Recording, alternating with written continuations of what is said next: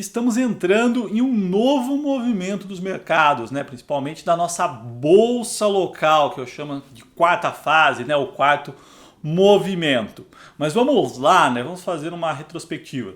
No dia 31 de março eu fiz um vídeo aqui falando que as duas semanas, os próximos 15 dias, né, seriam extremamente importantes para as bolsas e para os mercados globais, né? Naquele momento a gente vivia uma indefinição em relação ao corona no mundo, né? Todo mundo falava que os lockdowns seriam indefinidos por muitos meses, não se sabia o que ia acontecer, e eu trouxe aqui a minha tese de investimento dizendo que os próximos 15 dias, né, a gente passaria pelo pico do corona no mundo. Então, só para relembrar, naquele momento eu trouxe esse gráfico aqui que mostrava um crescimento, né, em todo o mundo dos casos, mas o que eu falava é que a China já tinha passado por um movimento parecido e existia uma inflexão ali entre 30 e 35 dias após atingir os 100 primeiros casos, né? Então depois disso, naquele momento ali, nos 30 a 35 dias, começava a ter um ponto de inflexão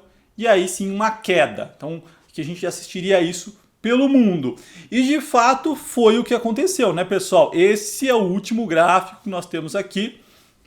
Se a gente olhar todos os países, Itália, Espanha, Reino Unido, Alemanha, Estados Unidos, inclusive os Estados Unidos, né, mostraram uma inflexão próximos aí, depois do 30º dia, e a gente viu ali o começo da queda dos novos casos, ou então e até da desaceleração do número de mortes. Então isso de fato aconteceu e isso ajudou, né, muito os mercados nas últimas 2 semanas, tá? Então isso está acontecendo, isso é um movimento real, são os números aqui mostrados pelo Financial Times, e isso impulsionou os mercados, né? O que a gente assistiu desde o final do mês, né?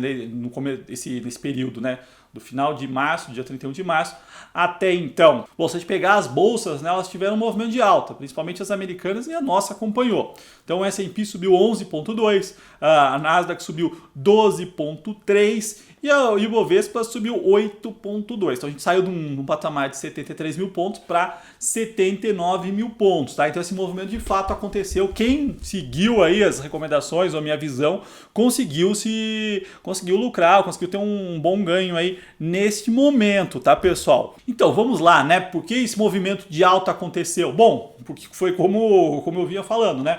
O lockdown não vai ser até junho, julho, agosto nos países. Pelo contrário, né, esse movimento aí de inflexão mostrou um padrão e mostrou agora, né, como os países estão se reorganizando para voltar. Estados Unidos anunciou essa semana, né, o Donald Trump, uma volta em 3 fases, em que os estados vão seguir, cada uma da sua maneira. A Alemanha anunciou essa semana também que já está organizando a volta. Então, dia 20, amanhã, segunda-feira, os pequenos comércios começam a reabrir. Dia 4 de maio as escolas voltam normalmente, tá? Então as coisas estão em progressos. Aqui o corona não cresceu tanto, não teve um grande impacto. Cada estado também está seguindo um modelo, né? Então, a gente vê Santa Catarina voltando, São Paulo, apesar do lockdown ter sido estendido, as ruas estão movimentadas, então cada lugar vai seguir um ritmo diferente, né? De forma escalonada para não ter nenhum risco, mas o que a gente vê no mundo é uma tendência de volta. Então tudo isso é positivo e foi o que trouxe esse movimento de alta nos mercados. Lógico que um lockdown muito longo seria bem pior para as economias. Como ele foi está sendo um pouco menor, essas quarentenas, lockdown, depende de cada lugar, está impactando as economias, tá? Mas vamos lá, né? O que eu estou chamando de quarto movimento? Bom, vou mostrar esse gráfico aqui, que é o movimento da Bolsa, né? Então, o que a gente teve? Tivemos o primeiro movimento, né? Desde janeiro até fevereiro, meados de fevereiro, em que o corona estava restrito à China e o mercado pouco se incomodou, teve um impacto muito pequeno, principalmente na nossa bolsa, tá?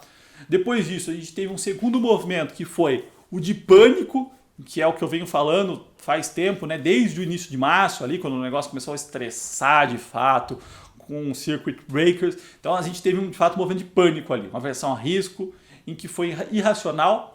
Esse terceiro movimento que eu falei, a partir de agora as coisas vão começar a se restabelecer, o mercado vai começar a olhar e as economias para que existe e perceber que existe um padrão no corona e que não é o final do mundo. E foi o que aconteceu. Então a gente teve esse começo, metade do mês de abril, em cima desse movimento. E a partir de agora, né, o que a gente vai ter, quais são os pontos que vão impactar o mercado? Então é isso que eu quero trazer para cá, tá? Para nossa discussão. Então eu chamo isso de quarto movimento, tá? Que agora, bom, eu tinha uma clareza em relação a o mercado não está enxergando esse padrão, e esse padrão existe e quando começar a ser especificado, a gente tem uma volta natural. E agora? Agora a gente tem news flow, um fluxo de notícias, né? Positivo no sentido das voltas das economias. Então, assim, conforme passar o tempo, as economias vão começar a se restabelecer e isso tudo é positivo. E também teremos os dados econômicos, tá? Então a quantidade de dados econômicos que tende a sair nas próximas semanas, né? Esses dados vão guiar o mercado para saber qual foi de fato o tamanho do buraco. Então esses são os pontos agora que vão começar a dar o ritmo para o mercado. Bom, então agora eu queria trazer aqui na nossa discussão alguns dados que saíram, que são importantes, tá? E que a gente começa a analisar como deve ser aqui, o que a gente deve ver daqui em diante. Então o primeiro deles, sem dúvida eu já falei aqui no canal, é o PIB da China, né? Então na quinta-feira à noite saiu os dados da economia chinesa. O que nós vimos? Assistimos uma queda no PIB no primeiro trimestre de 2020 em relação ao primeiro trimestre de 2019 de 6,8%. Então a expectativa de uma queda era uma queda próxima de 6,5%. A queda foi pior e o que isso nos mostrou, tá, pessoal? Vamos lá, vamos juntar os outros dados que saíram nesse momento. A gente teve dados de produção industrial também, vendas no varejo e desemprego. Então, o desemprego é mais claro e óbvio de ver aqui, né? O que a gente teve na China? A China teve um crescimento do desemprego de janeiro para fevereiro de 5,2 para 6,2 e aí de fevereiro para março de 6,2 para 5,9, tá? Então, se o PIB consolidado nos mostra que o impacto foi um pouco maior, o impacto de fato foi maior do que o esperado, entretanto, o que a gente vê? Um movimento em V, que é o que a gente vem falando. O pior momento é a paralisação, não tem como, as pessoas ficam sem produzir, sem consumir, fica tudo parado. Então, ali é onde tem um buraco econômico, depois as coisas começam a retomar em relação a um nível baixo, né? As pessoas pararam de produzir, isso é ruim, e aí começa a ser, não tem como não consumir menos combustíveis do que no momento de lockdown, não tem como consumir menos no varejo do que no momento de lockdown. Então as coisas tendem a retomar. E o que mostrou, né? Então, se foi ruim, né? E a China já passou por toda essa fase, então isso já está no balanço dela, né? O pior já tinha para acontecer, agora ela está retomando. O desemprego de fevereiro para março melhorou, teve uma queda no desemprego, ou seja, as coisas estão retomando. Produção industrial de março, né, mostraram uma melhora em relação a fevereiro, bem forte, tá? Em relação ao ano passado ainda tem uma queda pequena, bem menor do que se estimava, mas de março para fevereiro tem uma reação bem grande. Então mostra um movimento e vê o que é bem positivo, tá?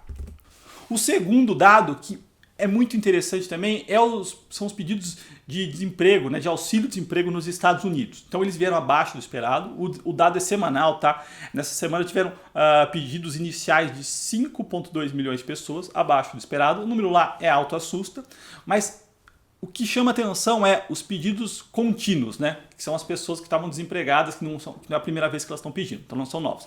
Que foi de 11,9 milhões. Semana passada, né, na semana anterior, o dado os novos pedidos foram de 6,6 milhões e os que continuavam desempregados, né, eram de 7,4. Ou seja, a gente deveria ter por volta de 14 milhões de pessoas pedindo auxílio-desemprego nos Estados Unidos. E essa semana, né, os contínuos, né, os pedidos contínuos, foram de 11,9. Ou seja, então, tivemos 5,2 novos pedidos de pessoas desempregadas, né? E tivemos 2,1 milhões de pessoas que arrumaram emprego da semana passada para cá. Ou seja, as coisas estão funcionando, né?